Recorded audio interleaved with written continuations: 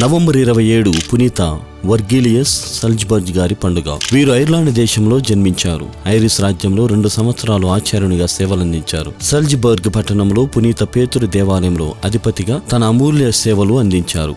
వీరు భూగోళ శాస్త్రంపై అభిప్రాయాలను, ఆధునిక పరిశోధనలు వ్యాఖ్యానించారు. వీరి సమకాలికులు కూడా ఈ సిద్ధాంతమునకు మద్దతు పలికారు. వీరు సల్జ్బర్గ్ అగ్రపీఠాధిపతులుగా నియమితులయ్యారు. తమ శక్తి ఉన్నంత వరకు సల్జ్బర్గ్ పీఠమును అన్ని రంగాలలో, ముఖ్యంగా ఆధ్యాత్మిక రంగంలో ముందంజ వేయించారు. వీరి గట్టి విశ్వాసం, పట్టుదల, అలుపెరగని సువార్త పరిచర్య, ఆదర్శ జీవితం అందుకు బాగా తోడ్పడ్డాయి. వీరు క్రీస్తు శకం 784లో పరలోక ప్రాప్తి చెందారు. వర్గీలియస్ అంటే పచ్చని కొమ్మ అని అర్థం.